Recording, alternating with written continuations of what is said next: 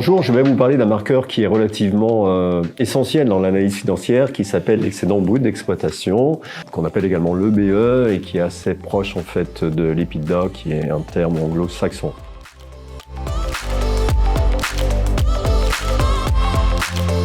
Pourquoi c'est un marqueur important? Parce que l'EBE en fait fait refléter le cash qui est généré par l'exploitation de l'entreprise. Il faut savoir que dans un compte de résultats, vous avez différents niveaux de résultats. Vous avez un premier niveau de résultat qui est le résultat d'exploitation, vous avez un résultat courant et vous avez un résultat net.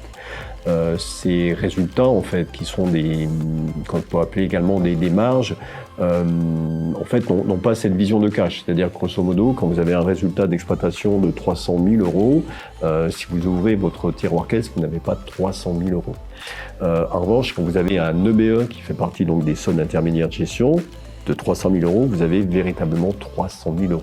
Alors pourquoi en fait ces deux différences? Parce que le BE ne va prendre en compte que les charges qui sont décaissables au niveau de l'exploitation et il va prendre en compte que les produits qui sont encaissables. Donc il va oublier en fait le BE tous les produits qui sont calculés au niveau d'exploitation, qui sont notamment des reprises sur provision, et il va complètement oublier les charges qui sont calculées, qui sont notamment les dotations aux provisions, et qui sont les dotations aux amortissements.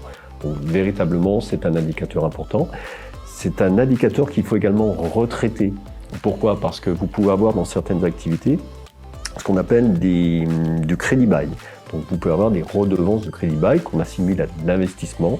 Donc il faut retraiter en fait ce marqueur-là en fait en enlevant en fait ces redevances de crédit bail qui vont se retrouver au niveau des amortissements et qui vont se retrouver également pour une partie au niveau des frais financiers.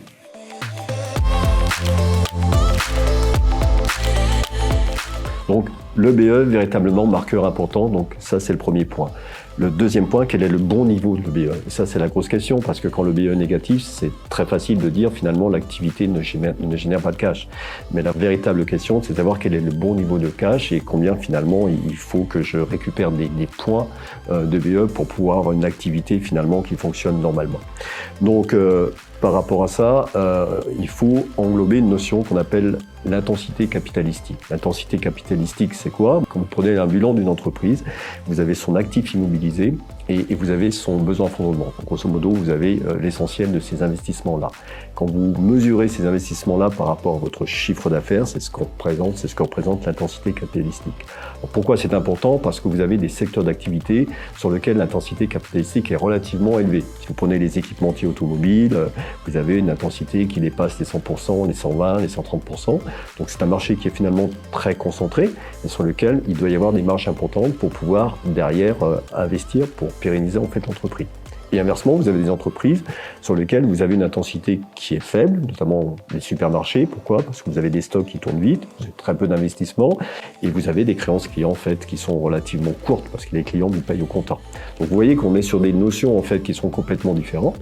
Donc c'est important de mettre des seuils par rapport à ça et de se dire aujourd'hui, une société qui évolue dans un secteur fortement capitalistique de 130%, ce qui veut dire que j'investisse 130 € pour faire 100 de chiffre d'affaires, il faut que j'ai un niveau de marge brute d'exploitation qui dépasse les 10% du chiffre d'affaires. Et inversement, pour un supermarché faiblement capitalistique, je peux me satisfaire aujourd'hui d'une marge brute d'exploitation qui représente 2% du chiffre d'affaires. Donc c'est important cette notion-là. C'est bien sûr aussi important de connaître les variations. Si on est dans une variation qui est plutôt positive de l'EBE ou une variation qui est aussi peut être négative de l'EBE.